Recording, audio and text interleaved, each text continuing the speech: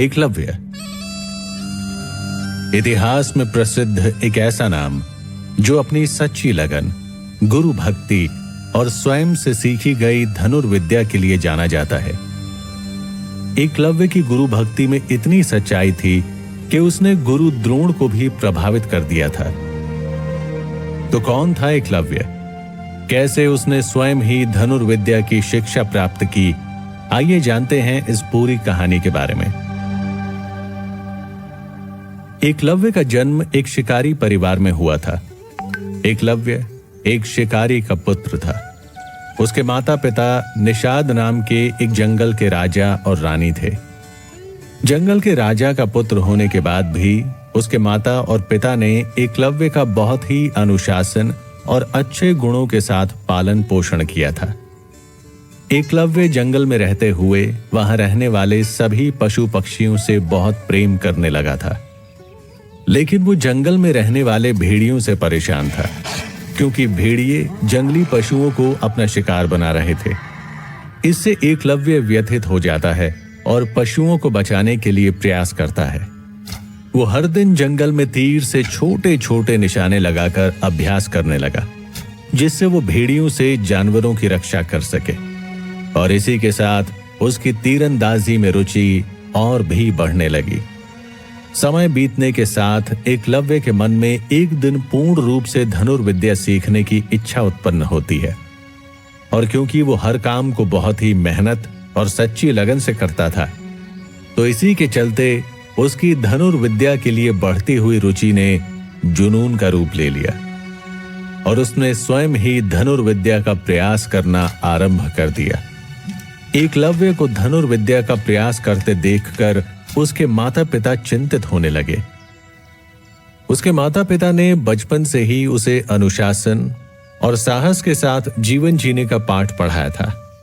एकलव्य के माता पिता उसे जंगल में रहने वाले जानवरों के बारे में बताते हैं और कहते हैं कि एकलव्य को ही आगे चलकर इस जंगल और इसमें रहने वाले सभी जीवों की रक्षा करनी है।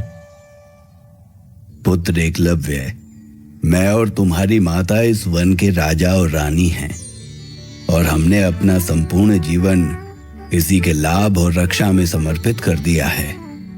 लेकिन पिताजी, आप ये सब मुझे क्यों बता रहे हैं? मुझे ये सब जानने की क्या आवश्यकता है? पुत्र, तुम अब बड़े हो रहे हो और यही सही समय है तुम्हें अपने कर्तव्य का आभास दिलाने के लिए। तुम्हें यह ज्ञात होना आवश्यक है कि आने वाले समय में तुम्हारे क्या कर्तव्य होंगे। इसलिए ये जानना तुम्हारे लिए जरूरी है कि भविष्य में तुम्हें भी यही करना है। यदि ऐसा है तो अवश्य बताइए पिताजी कि मेरे कर्तव्य क्या होंगे। पुत्र, तुम्हें इस जंगल की प्रजा को हमेशा अपना समझकर चलना होगा। इस जंगल में कई पशु पक्षी रहते हैं। तुम्हें ये जानने की जरूरत है कि वे सभी तुम्हारा परिवार हैं, जिन्हें तुम्हें सुरक्षा प्रदान करनी होगी।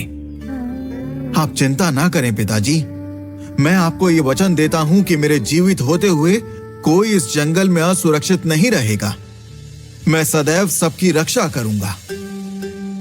उसके पिताजी एकलव्य की बातें सुनकर प्रसन्न हो जाते हैं। एकलव्य स्वयं भी जंगल में रहने वाले पशुओं से प्यार करता था। वो अक्सर उनके साथ वक्त बिताया करता था। एक दिन वो देखता है कि जंगल के सभी जानवर उदास बैठे हैं। वो कारण जानने के लिए उनके पास बैठ जाता है और उन्हें प्यार से सहलाता है। क्या हुआ मित्र? आज तुम सब उदास क्यों हो?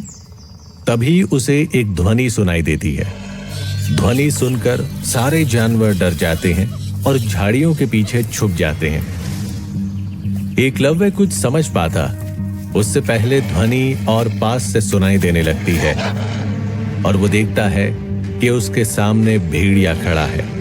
वो समझ जाता है कि इसी भेड़िए के आतंक से सभी जीव परेशान हैं, किंतु वो उस समय भेड़िए से जानवरों को बचा पाने में असमर्थ था। वो उस समय जैसे तैसे उस भेड़िए को भगाने में सफल हो जाता है, लेकिन वो उसी दिन से ठान लेता है कि वो उन पशुओं की रक्षा करके ही रहेगा। वो पूरी घटना अपने पिताजी को बताता है और बाण चलाना सीखने के लिए कहता है। पिताजी, आप बाण चलाना जानते हैं? मेरी आपसे प्रार्थना है कि आप मुझे भी बाण चलाना सिखाइए। मैं अपनी बाण विद्या से जंगल के पशुओं की रक्षा करूंगा। अवश्य पुत्र, मैं तुम्हारे इस वन के प्रति इस प्रेम से अत्यंत प्रसन्न हूं। एकलव्य के पिता उसे युद्ध अभ्यास क्षेत्र में ले जाते हैं और धनुर्विद्या का प्रशिक्षण देते हैं। वो बहुत लगन के साथ धीरे धीरे निशाना लगाना सीखना प्रारंभ करता है और वो सफल भी होता है। दिन बीतते जाते हैं और वो सभी जीवों को सुरक्षित रखने में सफल हो जाता है। एकलव्य को बाण विद्या सीखने में और रुचि बढ़ने लगती है और वो स्वयं धनुर्विद्या का अभ्यास प्रारंभ कर देता है। यह देख उसके माता पिता ना जाने क्यों चिंतित होने लगते हैं। एकलव्य के माता पिता जानते थे कि वो एक होनहार और गुणी पुत्र है, परंतु उन्हें अभ्यास होता है कि भविष्य के गर्भ में कुछ प्रतिकूल छुपा है।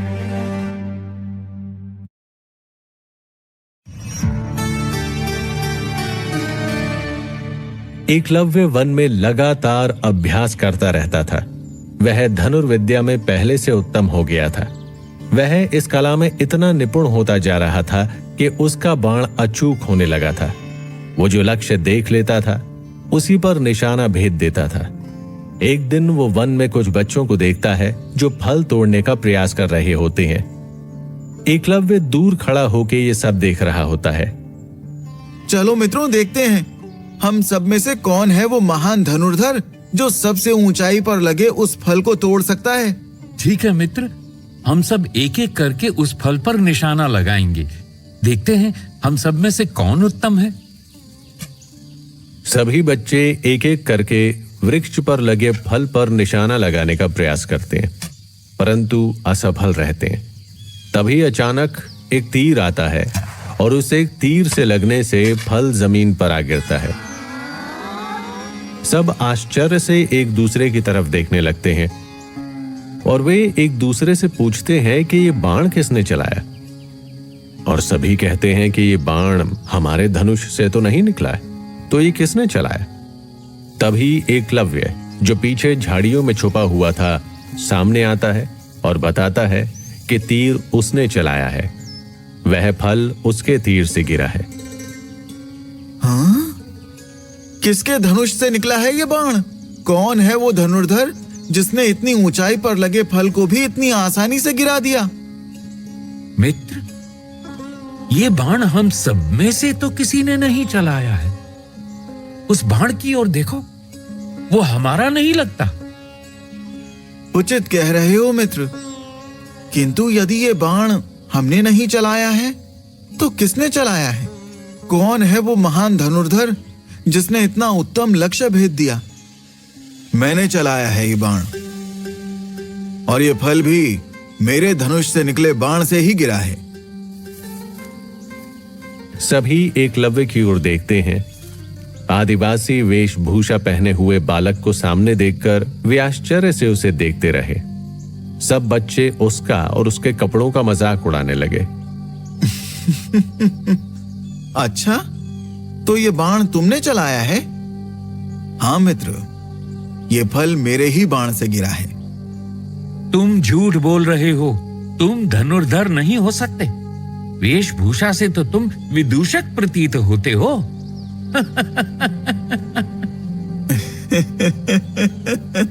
बिल्कुल उचित कहा तुमने मित्र। ये विदूषक ही है। इसके वस्त्र भी बहुत हास्यास्पद हैं। ये तीर इसने नहीं चलाया होगा। लगता है ये यहाँ ठिठोली करने आया है। मैं विदूषक नहीं हूं। यदि आप सभी को मुझ पर विश्वास नहीं तो मैं ये फिर से करके बता सकता हूं।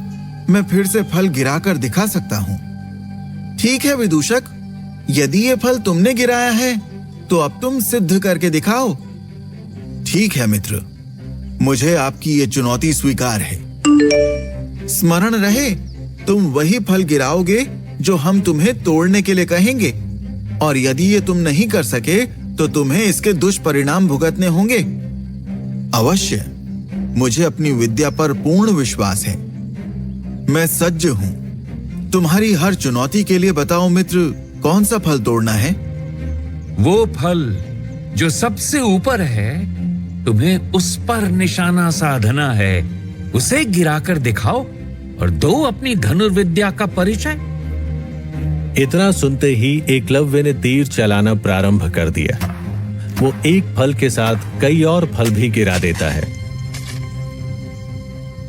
वहां उपस्थित सभी बच्चे चकित रह जाते हैं और सभी बच्चे जो उसका मजाक उड़ा रहे थे अब उसकी धनुर्विद्या से प्रसन्न होकर उसे महान धनुर्धर बताने लगते हैं। एकलव्य की धनुर्विद्या से प्रसन्न होकर सभी बच्चे उसे अपना मित्र बना लेते हैं।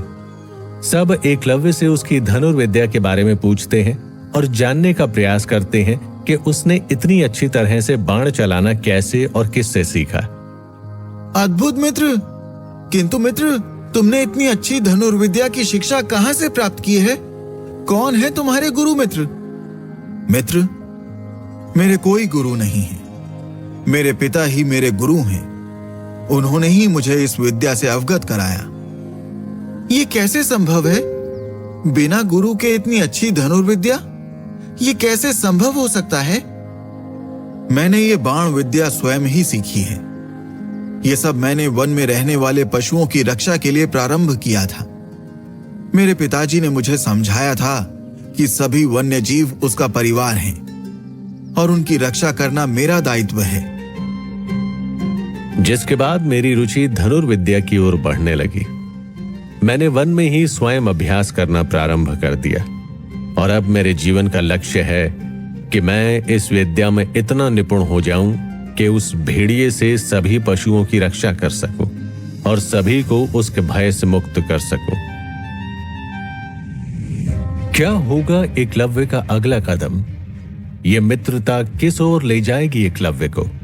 क्या एकलव्य के ये नए मित्र उसे और अच्छा धनुर्धर बनाने में मदद करेंगे या उसे किसी और दिशा में ले जाएंगे?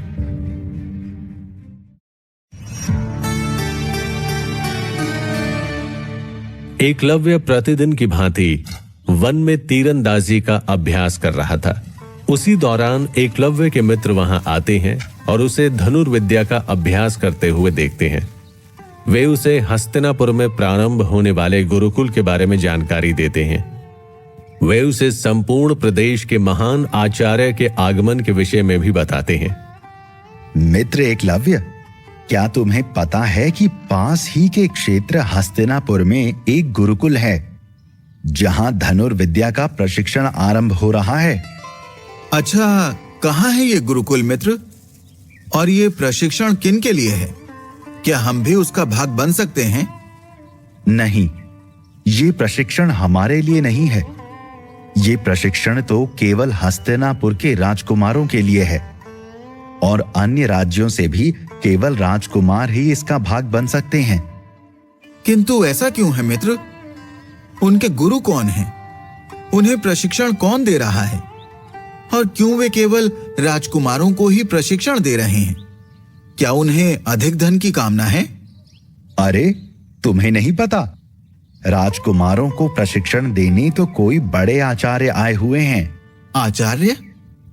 कौन से आचार्य? वे बहुत समय से धनुर्विद्या का प्रशिक्षण दे रहे हैं। उनका नाम द्रोण है, किंतु आचार्य होने के कारण उन्हें द्रोणाचार्य नाम से भी जानते हैं। सुना है कि धनुर्विद्या में उनके जैसी दक्षता पूरे प्रदेश में किसी और के पास नहीं है। और इतना ही नहीं मित्र, तुम्हें यह जानकर भी आश्चर्य होगा कि द्रोणाचार्य को प्रशिक्षण देने वाले कोई और नहीं, स्वयं भगवान परशुराम हैं। वही भगवान परशुराम जो स्वयं गंगा पुत्र भीष्म के भी गुरु हैं। यह सुनकर एकलव्य प्रसन्न हो जाता है। वह मित्रों से द्रोणाचार्य के बारे में पूछता है। जितना हो सके उतना उनके विषय में जानने का प्रयास करता है। मित्र, द्रोणाचार्य के बारे में तुम और क्या क्या जानते हो? मुझे बताओ, मैं उनके विषय में और भी बातें जानना चाहता हूं। सभी राज्यों के राजपुत्र उन्हीं से धनुर्विद्या की शिक्षा प्राप्त करते हैं और उनके सभी शिष्य युद्ध, राजनीति तथा हर कला में निपुण होते हैं। ये तो बहुत ही अच्छी बात है मित्र, कितने सौभाग्यशाली होंगे वो शिष्य जिनको ऐसे गुरु से प्रशिक्षण प्राप्त होता है। अच्छा मित्र, जरा एक बात बताओ मुझे कि इस समय वो किसे प्रशिक्षण देने आए हैं? अवश्य मित्र, जितना हमें ज्ञात है अभी तो वो हस्तिनापुर के राजा धृतराष्ट्र के पुत्रों को प्रशिक्षण देते हुए यहाँ आए हैं और उन्होंने हस्तिनापुर के पास ही एक गुरुकुल की स्थापना की है। एकलव्य मन ही मन सोचता है, क्या गुरु केवल द्रोण राजा के पुत्रों को ही अपना शिष्य स्वीकार करते हैं? क्या गुरु द्रोण मुझे अपना शिष्य स्वीकार करेंगे?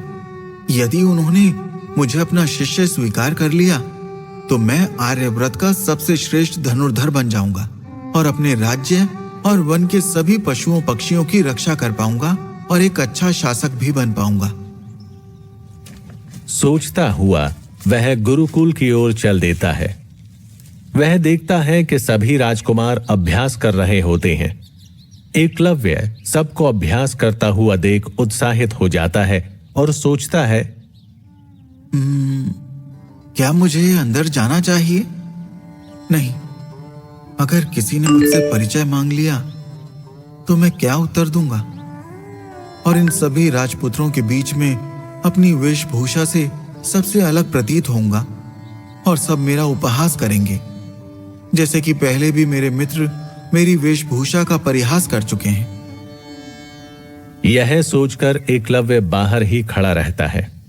गुरुकुल के वातावरण से वो इतना प्रभावित हो जाता है कि कब उसे वहां खड़े खड़े दोपहर से संध्या का समय हो जाता है उसे पता ही नहीं चलता। वह गुरु द्रोण के प्रशिक्षण से बहुत प्रभावित हो जाता है और उनसे मिलने के लिए आतुर हो जाता है। उसके मन में गुरु द्रोण की जो अमिट छवि बन गई थी। गुरुकुल में जब वो छुपकर ये सब देख रहा था तो उसे गुरु द्रोण की वही छवि दिखाई दी जैसा कि उसके मित्रों से बात करते समय उसने सुनी थी। मन ही मन वो अपने सभी सपनों को सच होता हुआ देखने लगा और उसे लग रहा था कि यदि वो गुरु द्रोण का शिष्य बन गया तो उसका जीवन सफल हो जाएगा।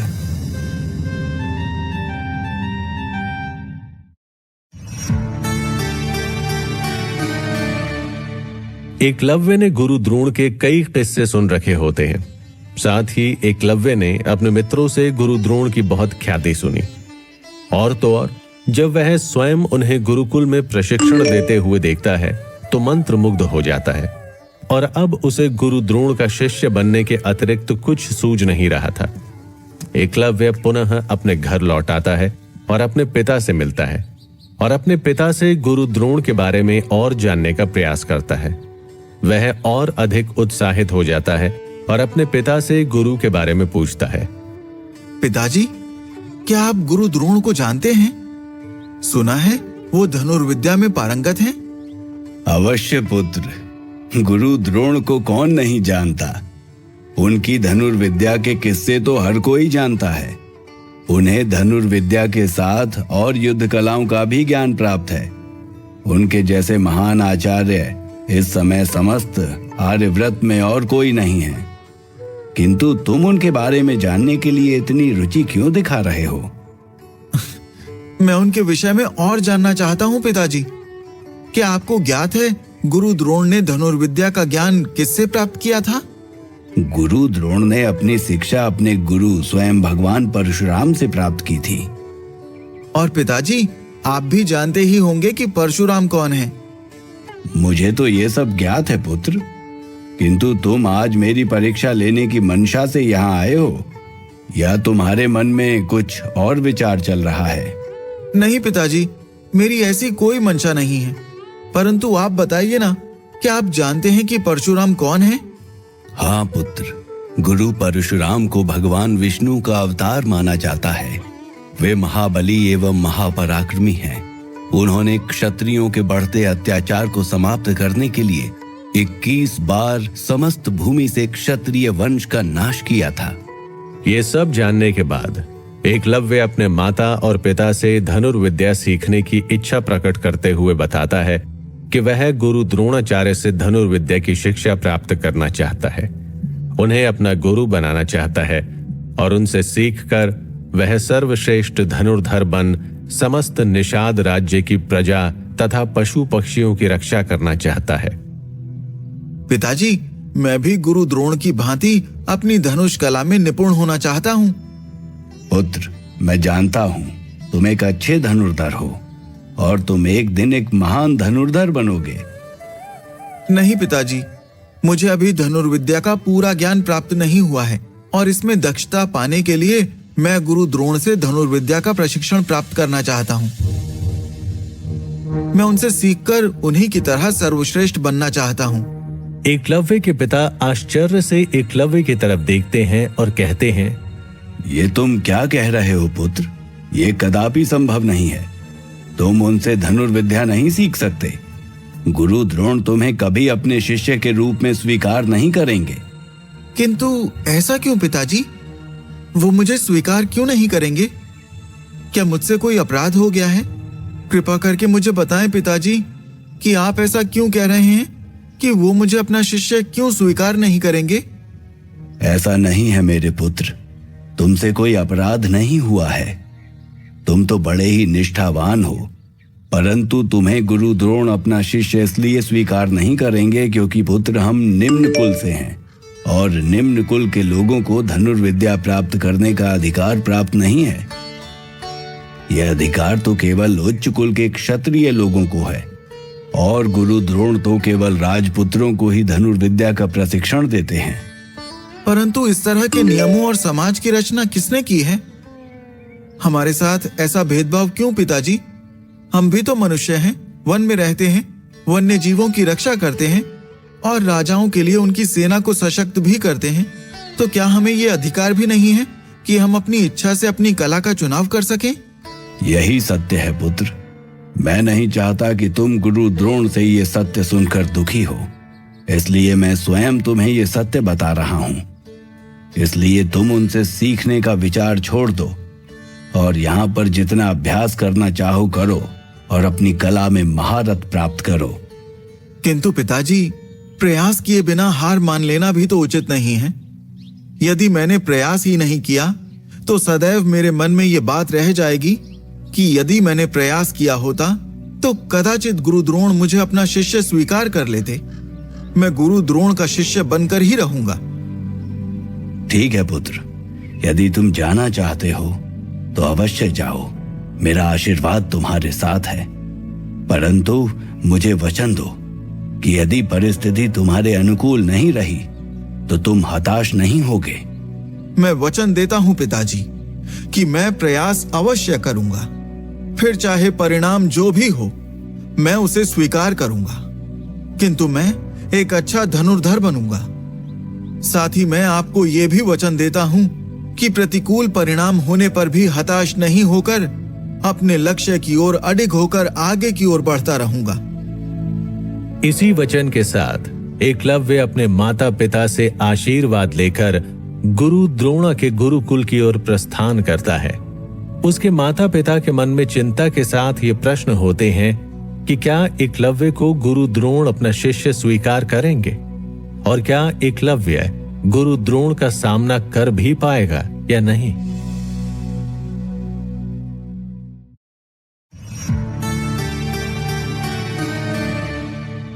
एकलव्य प्रतिदिन गुरुकुल के बाहर छुपकर हस्तिनापुर के राजकुमारों को अभ्यास करते हुए देखता है।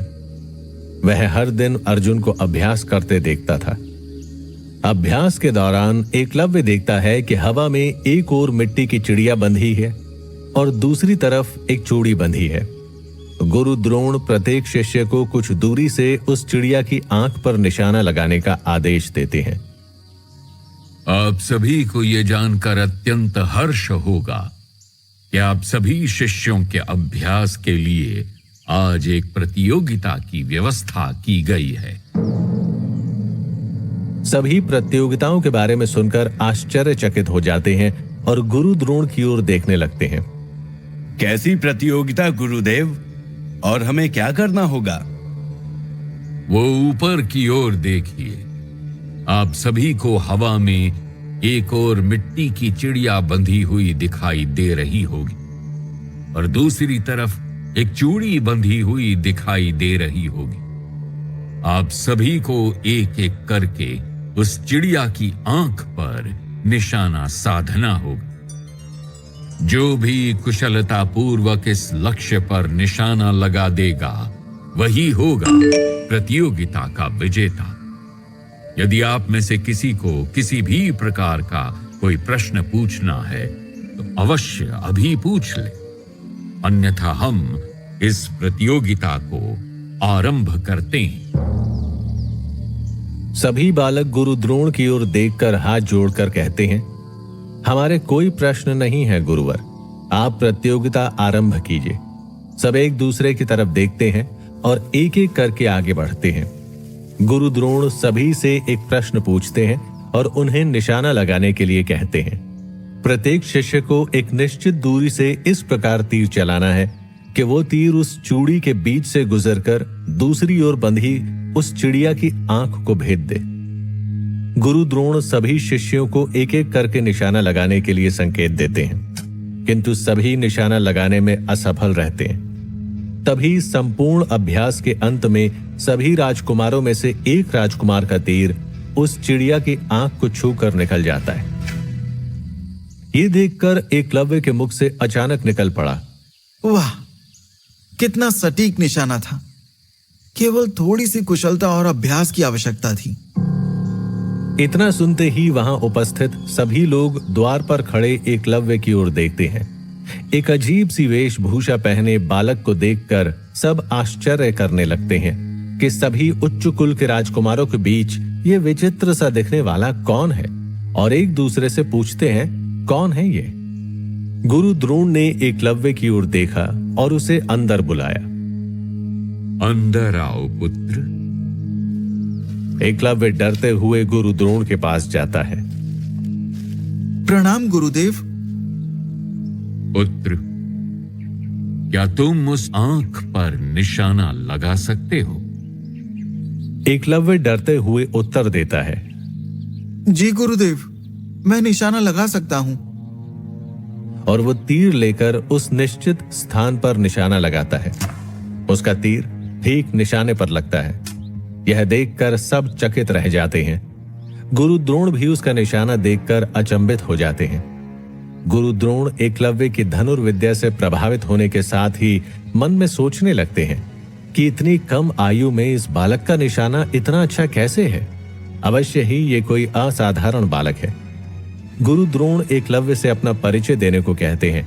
साथ ही वो उसे ये भी पूछते हैं कि उसने इतनी कम आयु में इतनी अच्छी धनुर्विद्या किस प्रकार सीखी। अद्भुत। तुम कौन हो पुत्र? तुम कहां से आए हो और यहां बाहर क्यों खड़े थे? तुमने इतनी अल्प आयु में इतना अच्छा निशाना लगाना कैसे सीखा? क्या एकलव्य गुरु द्रोण को अपना सत्य बता पाएगा? क्या होगा जब गुरु द्रोण को पता चलेगा एकलव्य का सच? क्या होगा जब उन्हें पता चलेगा कि एकलव्य कोई राजकुमार नहीं है, बल्कि वो तो एक निम्न कुल से है? क्या गुरु द्रोण एकलव्य की धनुष चलाने की कला से प्रभावित होकर उसे अपना शिष्य बना लेंगे, या एकलव्य के निम्न कुल के होने के कारण उसका सपना अधूरा ही रह जाएगा?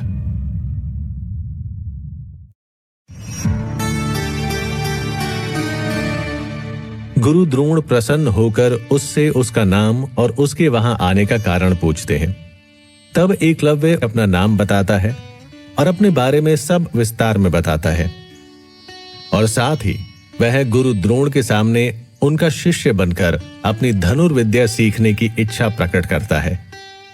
प्रणाम गुरुदेव। आयुष्मान भव पुत्र। कौन हो तुम पुत्र, और यहां गुरुकुल के बाहर क्यों खड़े हो, तथा तुम्हारे यहां आने का कारण क्या है? गुरुदेव, मैं निषाद वन के राजा का पुत्र हूं। मेरा नाम एकलव्य है और मैं यहां आपको अपना गुरु बनाकर आपसे धनुर्विद्या सीखने की आशा से आया हूं। गुरु द्रोण उसका परिचय सुनकर समझ जाते हैं कि एकलव्य एक वन में रहने वाले निम्न कुल से है, और वह उससे क्रोधित हो जाते हैं और कहते हैं, असंभव। क्या तुम्हें यह ज्ञात नहीं कि इस गुरुकुल में केवल राज परिवार के पुत्रों को ही शिक्षा दी जाती है?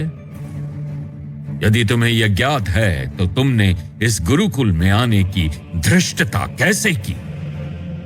जी गुरुवर, मुझे ये भली भांति ज्ञात है कि इस गुरुकुल में केवल राज परिवार के पुत्रों को ही शिक्षा दी जाती है।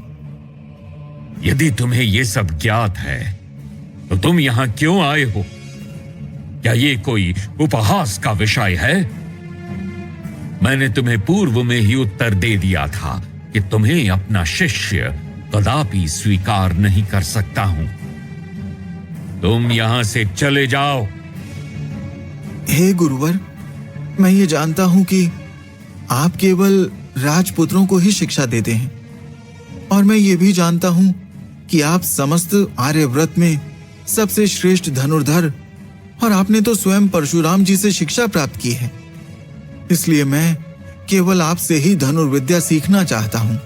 कदापि नहीं बालक, मैं तुम्हें अपना शिष्य स्वीकार नहीं कर सकता। और इससे पहले कि मेरे क्रोध की अग्नि बढ़े और तुम इसमें जलकर भस्म हो जाओ, तुम चले जाओ यहां से। गुरु द्रोण एकलव्य को उसी समय वहां से जाने के लिए कहते हैं।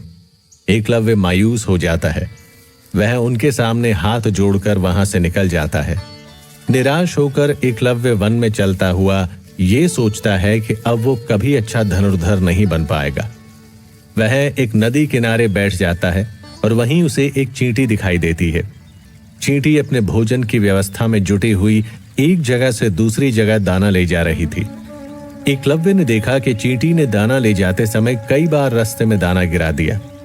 वह फिर से आती और दाना ले जाती।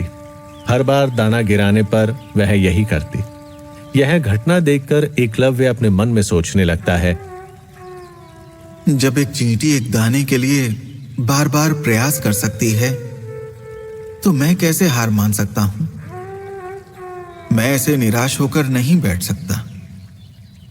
मैं धनुर्विद्या नहीं छोड़ सकता। और मैंने तो अपने पिताजी को वचन भी दिया था कि मैं हताश होकर अपने लक्ष्य को नहीं छोड़ूंगा। मुझे उस वचन का भी मान रखना है। मुझे ऐसे हताश होकर पराजित नहीं होना है। तभी वह प्रण लेता है कि वह एक सर्वश्रेष्ठ धनुर्धर बनकर ही रहेगा। मुझे इस विश्व का और समस्त आर्यव्रत का सर्वश्रेष्ठ धनुर्धर बनना है, और इसमें आने वाली हर बाधा को मैं पूरे साहस के साथ पार करूंगा। किंतु यदि मुझे विश्व का सर्वश्रेष्ठ धनुर्धर बनना है तो मुझे सीखना भी सर्वश्रेष्ठ से ही पड़ेगा। अतः यदि गुरु द्रोण मुझे अपना शिष्य स्वीकार ना भी करें तो भी मैं उन्हें अपना गुरु स्वीकार कर चुका हूं। अब वो मुझे शिक्षण दें या ना दें, मैं उनसे शिक्षा प्राप्त करके रहूंगा। एकलव्य को एक योजना सूझती है। वह नदी किनारे से मिट्टी इकट्ठा करता है और मूर्ति बनाना प्रारंभ कर देता है। मूर्ति बनने के बाद वो उसे एक स्थान पर स्थापित कर देता है। फूल माला से सजाकर वह मूर्ति को प्रणाम करता है और कहता है, मैं गुरु द्रोण की ऐसी प्रतिमा बनाऊंगा जैसी कभी किसी ने नहीं बनाई होगी, और वो बिल्कुल गुरु द्रोण की ही भांति होगी। और ये प्रतिमा पूर्ण होने के बाद इसी प्रतिमा को अपना गुरु मानकर मैं प्रतिदिन इसी प्रतिमा के सामने अभ्यास करूंगा और एक महान धनुर्धर बनकर दिखाऊंगा। मैं ऐसा धनुर्धर बनूंगा जिस पर गुरु द्रोण को भी गर्व होगा। गुरु द्रोण, मेरा प्रणाम स्वीकार करें। हे गुरुवर, आपके आशीर्वाद और प्रशिक्षण से मैं इस विश्व का सर्वश्रेष्ठ धनुर्धर बनूंगा। अब आप मुझे अपना शिष्य स्वीकार करें या ना करें, मैंने आपको अपना गुरु मान लिया है और आपसे सीखकर मैं सर्वश्रेष्ठ बनूंगा। इतना कहकर एकलव्य गुरु द्रोण गुरुकुल के बाहर ही छुपकर राजकुमारों को प्रशिक्षण देता देखता है। जैसे जैसे गुरु द्रोण उन्हें सिखाते हैं, एकलव्य बड़े ध्यान पूर्वक सब देखता है और बिल्कुल वैसे ही अभ्यास गुरु द्रोण की मूर्ति के सामने जाकर करने लगता है। एकलव्य प्रतिदिन यही प्रतिक्रिया दोहराने लगता है। प्रतिदिन वह गुरु द्रोण को देखता तथा उनके प्रशिक्षण को ध्यान से सुनता और अपनी बनाई गुरु द्रोण की प्रतिमा के समक्ष उसका लगातार अभ्यास करता रहता। एकलव्य की इस अनोखे कृत्य का क्या परिणाम होगा? क्या वो इस प्रकार के प्रयास करके सफल हो पाएगा? क्या वो गुरु द्रोण से शिक्षा प्राप्त कर पाएगा या फिर उसे फिर से खाली हाथ लौटना पड़ेगा? क्या गुरु द्रोण उसकी लगन, निष्ठा और गुरु भक्ति देखकर उसे अपना शिष्य स्वीकार करेंगे?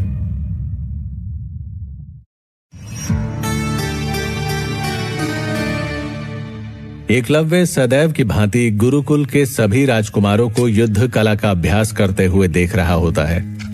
अर्जुन धनुर्विद्या का अभ्यास कर रहा होता है। एकलव्य झाड़ियों में से छुपकर ये सब देख रहा होता है। तभी एक कुत्ते के भौंकने की आवाज आती है। कुत्ते के निरंतर भौंकने के कारण एकलव्य का ध्यान भंग हो जाता है। एकलव्य गुस्से में आकर कुत्ते का मुंह बाणों से भर देता है। अर्जुन कुत्ते की आवाज के अचानक बंद हो जाने से आश्चर्यचकित हो जाता है और आगे जाकर देखता है। उसे एक कुत्ता दिखाई देता है जिसका मुंह बाणों से भरा होता है। अर्जुन यह देखकर विचार करने लगता है कि ऐसा तो मात्र एक पारंगत धनुर्धर ही कर सकता है। इस घने वन में किसी पारंगत धनुर्धर का होना आश्चर्यजनक बात है। यहाँ गुरु द्रोण और मुझसे अच्छी धनुर्विद्या का ज्ञान किसे है? कौन है ये धनुर्धर? अर्जुन जब आसपास देखता है तो कोई नहीं होता, लेकिन तभी उसे झाड़ियों में से कुछ आवाज सुनाई देती है। अर्जुन पूछता है, कौन है? कौन है वहां? कोई उत्तर न मिलने पर अर्जुन फिर से पूछता है, मैंने पूछा कौन है वहां? सामने आओ। एकलव्य झाड़ियों से बाहर आता है। अर्जुन एक आदिवासी की वेशभूषा पहने व्यक्ति को देखकर पूछता है, कौन हो तुम? अपना परिचय दो। तुमने इस श्वान के मुख को बाणों से भरने का साहस कैसे किया? तभी एकलव्य अपना परिचय देता है। मेरा नाम एकलव्य है। क्या कारण था कि तुमने इस कुत्ते का मुंह बाणों से भर दिया? ये मेरा ध्यान भंग कर रहा था और इसी कारण मैंने इसका मुंह बंद कर दिया। परंतु तुमने धनुर्विद्या में ऐसी असाधारण निपुणता कहां से प्राप्त की? कौन है तुम्हारे गुरु? मैं गुरु द्रोण का शिष्य हूं। मेरी ये शस्त्र विद्या मेरे गुरु द्रोणाचार्य की ही देन है। मैंने ये धनुर्विद्या उन्हीं से सीखी है। गुरु द्रोण के शिष्य? किंतु मैंने तो तुम्हें कभी गुरुकुल में नहीं देखा। तभी गुरु द्रोण तथा सभी राजकुमार भी वहां पहुंच जाते हैं कि कुत्ते की तरफ देखते हुए गुरु द्रोण अर्जुन से पूछते हैं, क्या हुआ अर्जुन? तुम यहाँ क्या कर रहे हो? और इस कुत्ते के मुंह में इतने सारे तीर कैसे लगे? क्या ये सब तुमने किया है? अर्जुन पूरी घटना की जानकारी गुरु द्रोण को देता है। ये सब सुनकर गुरु द्रोण क्रोधित हो जाते हैं। ये तुम क्या कह रहे हो एकलव्य? ये पूर्णतया असत्य है। एकलव्य गुरु द्रोण को देखकर प्रसन्न हो जाता है और उन्हें प्रणाम करता है। गुरुदेव, आप आ गए। मुझे ज्ञात था आप मुझे आशीर्वाद देने अवश्य पधारेंगे। मेरा प्रणाम स्वीकार करें गुरुदेव। आयुष्मान भवा। किंतु पुत्र, तुमने मुझे अपना गुरु किस अधिकार से मान लिया है? मैंने तो तुम्हें कभी भी अपना शिष्य स्वीकार किया ही नहीं था। नहीं गुरुवर, यह असत्य नहीं है। यह सत्य है कि मैं आपका ही शिष्य हूं और आप मेरे गुरु। आपने मुझे अवश्य शिष्य स्वीकार करने से मना कर दिया था, किंतु मैंने मन ही मन आपको गुरु मान लिया है। एकलव्य गुरु द्रोण से अपनी कला का प्रदर्शन का अवसर मांगता है। गुरु द्रोण, मैं आपसे अपनी कला के प्रदर्शन हेतु अनुमति चाहता हूं। अनुमति है।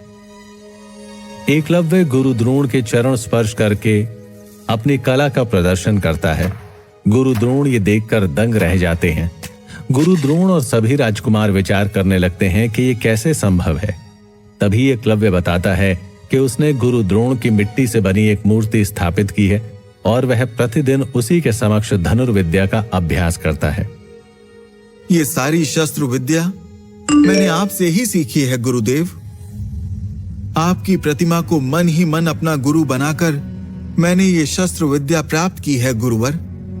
इसका अर्थ ये हुआ कि तुम मुझे अपना गुरु मान चुके हो, और जो भी शस्त्र विद्या तुमने प्राप्त की है वो तुम्हें मुझसे प्राप्त हुई है। जी गुरुदेव, यही सत्य है। तो ठीक है, यदि तुम मुझे सच में अपना गुरु मान ही चुके हो तो अब गुरु दक्षिणा का समय आ गया है। गुरु द्रोण और अर्जुन ये सुनकर अचंभित रह जाते हैं।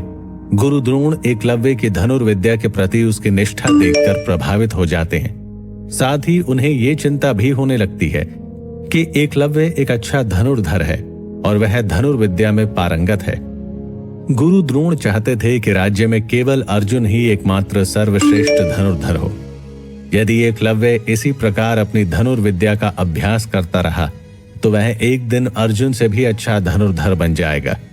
और गुरु द्रोण ने अर्जुन को सर्वश्रेष्ठ बनाने का वचन दिया था। यह विचार कर वह एकलव्य से एक अनोखी गुरु दक्षिणा मांग करते हैं।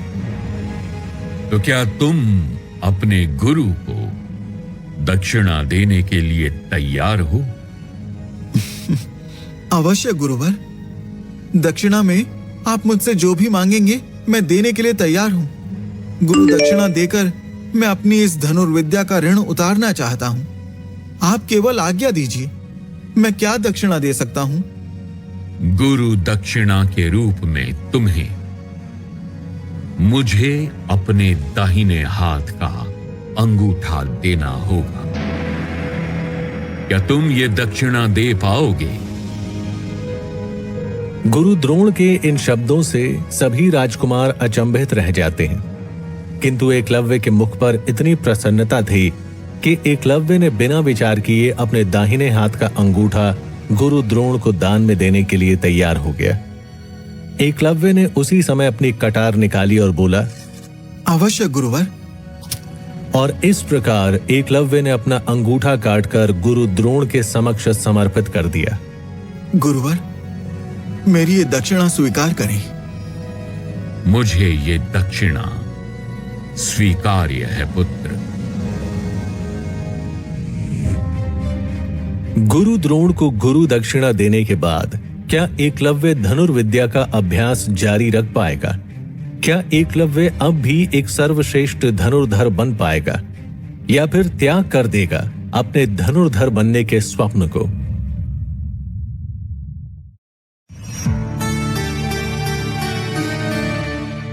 गुरु द्रोण को दक्षिणा में अपना अंगूठा भेंट करने के बाद एकलव्य अपने तीर और धनुष हाथों में लिए बैठा उन्हें देखता रहता है और दुखी होकर फिर से उन्हें जमीन पर रख देता है और मन ही मन सोचता है, अब क्या लाभ इस तीर और धनुष का, जब मेरे पास अंगूठा ही नहीं है इसे चलाने के लिए। अब मैं कभी श्रेष्ठ धनुर्धर नहीं बन पाऊंगा। मेरे कुल के आधार पर मुझसे सीखने का अधिकार कोई कैसे छीन सकता है? हे ईश्वर, ये कैसा न्याय है तुम्हारा? जिस समय अपनी दुखद परिस्थिति का विलाप कर रहा था उसी समय वन में एकलव्य के कुछ साथी गुजर रहे होते हैं। एकलव्य को ऐसी स्थिति में देखकर उसके मित्र उसके दुखी होने का कारण पूछते हैं। तब एकलव्य उन्हें सारी घटना बताता है कि कैसे गुरु द्रोण ने उन्हें अपना शिष्य स्वीकार करने से मना कर दिया था और जब वह अभ्यास करके धनुर्विद्या में पारंगत हो गया उसी वक्त उन्होंने गुरु दक्षिणा स्वरूप उसके दाहिने हाथ का अंगूठा मांग लिया। मित्र एकलव्य, क्या हुआ? तुम उदास क्यों बैठे हो? क्या तुम्हें कोई परेशानी है? और ये तुम्हारे हाथ को क्या हुआ? हे मित्र, मैं गुरु द्रोण के पास धनुर्विद्या की शिक्षा लेने तथा उन्हें गुरु बनाने गया था, परंतु उन्हें मुझे शिष्य स्वीकार करने में आपत्ति थी, तो मैं उनकी प्रतिमा बनाकर तीरंदाजी का अभ्यास कर रहा था। जब उन्होंने देखा कि मैं अच्छा धनुर्धर बन गया हूं, तो उन्होंने गुरु दक्षिणा स्वरूप मुझसे मेरे दाहिने हाथ का अंगूठा मांग लिया। परंतु तुम्हें ये तो ज्ञात होना चाहिए था कि गुरु द्रोण तुम्हें अपना शिष्य स्वीकार नहीं करेंगे। इन उच्च कुल वालों ने सदैव ही हमें उत्पीड़ित किया है मित्र। तुम ये सब छोड़ दो मित्र, ये हम सब लोगों के लिए नहीं है। मित्र, तुम व्यर्थ में अपना समय गंवा रहे हो। ये किस प्रकार की मूर्खतापूर्ण बात कर रहे हो तुम? मैं धनुर्विद्या का अभ्यास छोड़ दूं, ये कदापि नहीं हो सकता। ये किस प्रकार का हठ है? तुम समझने का प्रयास क्यों नहीं कर रहे हो? इन सब में कुछ नहीं रखा है। हमारी बात मान लो, अन्यथा इसका परिणाम और भी दुखद हो सकता है। ये निषाद पुत्र एकलव्य ना तो किसी दुखद परिणाम से डरता है और ना ही इसे किसी प्रतिफल की चिंता है। दूसरी ओर कुरु राजकुमार कौरव पांडवों के विरुद्ध होने वाले युद्ध की तैयारी कर रहे थे। सभी कौरव साथ बैठकर आने वाले युद्ध पर विचार विमर्श कर रहे थे। महल में कुरु राजकुमार दुर्योधन, दुशासन, अपने मित्र कर्ण और गांधार राजकुमार शकुनी भविष्य में होने वाले युद्ध पर चर्चा कर रहे होते हैं। भ्राता दुर्योधन, हस्तिनापुर राज्य केवल हमारा है, इस पर इन पांडवों का कोई अधिकार नहीं है। तुम उचित कह रहे हो दुशासन। ये सभी पांडु पुत्र हमारे राज्य के लिए एक चुनौती है, जिससे हमें किसी भी परिस्थिति में विजयी होना ही होगा। किंतु भांजे, यदि पांडवों से युद्ध में विजयी होना है तो हमें पूर्णतया तैयार रहना होगा और उसके लिए हमें एक उचित योजना बनाने की आवश्यकता होगी। कैसी योजना मामाश्री? पुत्र, हमें सबसे पहले ये सुनिश्चित करना होगा कि हमारे पास पर्याप्त मात्रा में सेना और शस्त्र की व्यवस्था हो। साथ ही हमें अपनी सैन्य शक्ति को और अधिक बढ़ाना होगा। परंतु ये किस प्रकार संभव है मामाश्री? भांजे, हमें दूसरे राज्यों के साथ अपने संबंधों को और भी सशक्त करना होगा और उन्हें भी अपनी सेना में सम्मिलित करना होगा। मामाश्री, आप सही कह रहे हैं। एकलव्य वन से गुजर रहा होता है, तभी उसकी नजर पास से गुजर रहे कुरु राजकुमार और उनके सैनिकों पर पड़ती है। उन्हें देखकर वह मन ही मन सोचता है, ये उच्च कुल के राजकुमार कितने भाग्यशाली हैं, जिन्हें शक्ति, सामर्थ्य और अधिकार दोनों प्राप्त हैं। और यहां मैं सामर्थ्य होते हुए भी संघर्ष कर रहा हूं। मेरे साथ ये पक्षपात क्यों? मैंने क्या गलत किया है? तभी एकलव्य को आभास होता है कि वह इस तरह हार नहीं मान सकता है। वह किसी भी परिस्थिति में धनुर्विद्या का अभ्यास करना नहीं छोड़ सकता और यह सोचकर वह पुनः अभ्यास प्रारंभ कर देता है। एकलव्य अपने धनुष और तीर की तरफ देखता है और लक्ष्य भेदना आरंभ कर देता है। समय बीतता जाता है और अभ्यास करते करते वह बिना अंगूठे के भी लक्ष्य भेदने में सफल हो जाता है। महल में कुरु राजकुमार दुर्योधन, दुशासन और शकुनी की युद्ध पर चर्चा जारी रहती है। हम पांडवों को अपना सामर्थ्य सिद्ध कर देंगे और ये भी बता देंगे कि हम उनसे कितने अधिक बलशाली हैं। हाँ भ्राताश्री, हम उन्हें कुचल कर रख देंगे और बता देंगे कि कुरु राज्य के राज सिंहासन पर केवल आपका अधिकार है। किंतु भांजे, हमें सावधान रहने की आवश्यकता है। युद्ध में विजय पाना युद्ध करने से भी अधिक कठिन है। और स्मरण रहे भांजे कि युद्ध में विजय अवश्य किसी एक पक्ष की होती है, किंतु उसमें होने वाली हानि केवल एक पक्ष की नहीं होती। मुझे किसी हानि का भय नहीं है मामाश्री। मित्र कर्ण, तुम एक सर्वश्रेष्ठ योद्धा हो। मैं चाहता हूं कि तुम युद्ध में हमारी सेना का नेतृत्व करो। मित्र, मैं आपके लिए कुछ भी करने के लिए तैयार हूं। मैं अपनी तरफ से पूरा प्रयास करूंगा और विजय आपकी ही होगी। किंतु मित्र, युद्ध केवल अंतिम विकल्प होना चाहिए। हम शांतिपूर्ण तरीके से भी पांडवों को समझा सकते हैं। नहीं मित्र, इसका कोई और विकल्प नहीं है। पांडवों ने हस्तिनापुर पर हमारे अधिकार को चुनौती दी है। हम उन्हें ऐसे नहीं जाने दे सकते हैं। युद्ध तो होकर ही रहेगा। जैसा आपको उचित लगे मित्र। कुछ दिन बीतने के बाद एक दिन एकलव्य को युद्ध में बजने वाले नगाड़ों की ध्वनि सुनाई देती है। वो जाकर देखता है तो उसे पता चलता है कि ध्वनि कुरु राजकुमारों द्वारा किए जाने वाले युद्ध की तैयारी की है। वह मन ही मन सोचता है, क्या किसी भी समस्या का समाधान केवल युद्ध हो सकता है? क्या युद्ध में होने वाली क्षति और पीड़ा उचित है? तभी एकलव्य को अपने साथ हुए अन्याय का स्मरण होता है कि किस प्रकार उससे धनुर्विद्या सीखने के अधिकार को छीन लिया गया। अवश्य ही इस युद्ध का कारण भी कुछ गंभीर ही रहा होगा।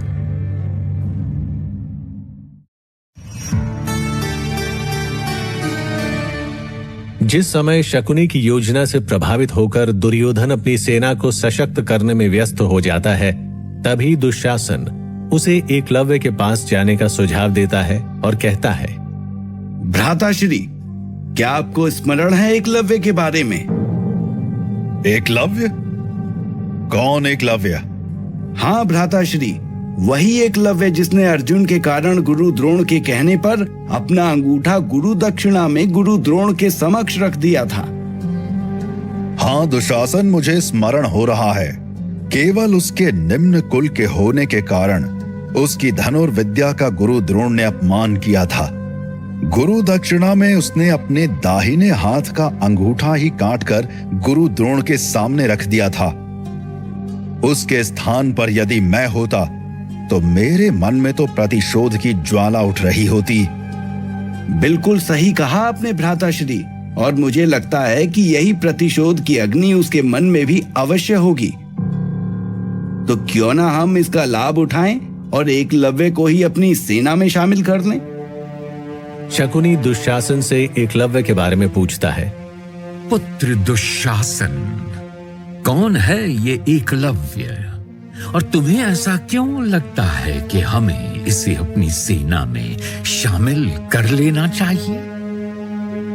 दुशासन पूरी घटना शकुनी को सुनाता है और यह सब सुन शकुनी खुश हो जाता है। वह ऐसे ही किसी अवसर की राह देख रहा था। सही सुझाव दिया है तुमने दुशासन। अब तक तो एकलव्य को यह आभास भी हो गया होगा कि उसकी धनुर्विद्या की शिक्षा पूर्ण न होने का कारण केवल अर्जुन ही है। किंतु एकलव्य से हमें क्या लाभ है मामाश्री? मेरे भांजे, अवश्य ही एकलव्य एक अच्छा धनुर्धर रहा होगा, जिसकी धनुर्विद्या ने गुरु द्रोण जैसे महान आचार्य के अंदर भी भय उत्पन्न कर दिया।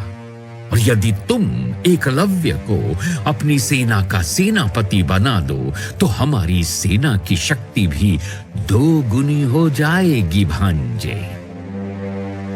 दुर्योधन चिंतित होकर शकुनी से पूछता है, मामाश्री, जब बिना अंगूठे के कोई भी मनुष्य धनुर्विद्या में पारंगत नहीं हो सकता तो वो हमारे किस काम का? और उसे तो गुरु द्रोण ने उसी समय वो स्थान छोड़ हमेशा के लिए अपने घर लौटने के लिए कह दिया था।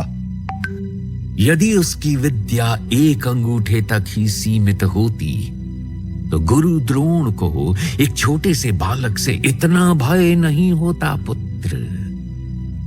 व्यक्ति की निष्ठा उसे कभी किसी सीमा में नहीं बांधती है। सच्ची लगन से तो वो अभाव को भी अवसर में बदल देता है। और इन सब के साथ यदि उसके प्रतिशोध को थोड़ी सी और अग्नि मिल जाए तो मेरे भांजे, मनुष्य कुछ भी कर सकता है। जाओ भांजे, एकलव्य का पता लगाओ और शीघ्र उसे अपनी सेना में सम्मिलित कर लो। दुर्योधन सैनिकों को बुलाता है और एकलव्य की खोज में लगा देता है। सैनिकों, जाओ और पता लगाओ एकलव्य कहां है, और उसे जाकर कहो युवराज दुर्योधन उससे मिलना चाहते हैं। जो आज्ञा राजकुमार। शकुनी उसे रोकता है और उसे स्वयं एकलव्य को खोजने के लिए कहता है। दुर्योधन, एकलव्य के सेना में शामिल हो जाने से हमारी सेना अर्जुन के सामने और भी अधिक शक्तिशाली हो जाएगी, और ये बात बाहर किसी और को पता नहीं लगनी चाहिए, इसलिए तुम स्वयं जाओ। ठीक है मामाश्री, जैसी आपकी आज्ञा, मैं स्वयं जाऊंगा एकलव्य का पता लगाने।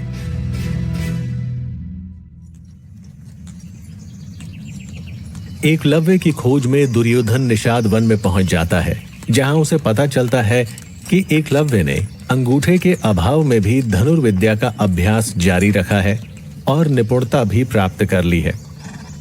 यह सुनकर वह खुश हो जाता है और सोचता है, मामा श्री ने सही कहा था, ये एकलव्य कोई साधारण पुरुष नहीं है। इसके हमारी सेना में शामिल होने से हमारी सेना पांडवों के सामने और भी शक्तिशाली हो जाएगी। दुर्योधन एकलव्य से मिलता है और एकलव्य को स्मरण दिलाता है कि कैसे अर्जुन को श्रेष्ठ धनुर्धर बनाने के लिए गुरु द्रोण ने एकलव्य से उसका अंगूठा दान में मांग लिया था। वह एकलव्य के सामने उसे सेनापति बनाने का प्रस्ताव रखता है, लेकिन वह दुर्योधन के प्रस्ताव को अस्वीकार कर देता है। मित्र एकलव्य, तुमने मुझे पहचाना? क्षमा कीजिए, किंतु मैं आपको नहीं पहचान सका। कौन हैं आप? कृपया आप अपना परिचय स्वयं दे मान्यवर। मैं हस्तिनापुर के राजा धृतराष्ट्र का ज्येष्ठ पुत्र हूं। अवश्य, आप तो स्वयं राजकुमार दुर्योधन हैं। परंतु राजकुमार दुर्योधन, आपके यहां आने का क्या कारण है? मित्र, मैं जानता हूं तुम्हारे साथ बहुत बुरा हुआ। पांडु पुत्र अर्जुन के कारण तुम्हें अपना अंगूठा गुरु द्रोण के समक्ष भेंट करना पड़ा। मैं तुम्हारा दुख समझता हूं, इसीलिए तुम्हारे लिए एक प्रस्ताव लेकर आया हूं। मित्र, मैं तुम्हें अपनी सेना का सेनापति बनाना चाहता हूं, और ये तुम्हारे लिए भी एक अवसर है उस पांडु पुत्र अर्जुन से प्रतिशोध लेने का, जिसकी वजह से तुम्हें अपना अंगूठा खोना पड़ा। प्रस्ताव के लिए आपका बहुत बहुत धन्यवाद राजकुमार दुर्योधन, परंतु मुझे किसी से कोई ईर्ष्या नहीं है, और मैं आज भी धनुर्विद्या में सक्षम हूं, तथा मुझे न तो पांडु पुत्र अर्जुन और न ही मेरे पूजनीय गुरुवर गुरु द्रोण के प्रति किसी भी प्रकार की द्वेष भावना है। इसलिए न तो मेरे मन में कोई प्रतिशोध की अग्नि है, और न ही मैं किसी प्रकार का कोई प्रतिशोध लेना चाहता हूं। अतः हे राजकुमार दुर्योधन, मुझे क्षमा कीजिएगा, परंतु मुझे आपका प्रस्ताव अस्वीकार्य है।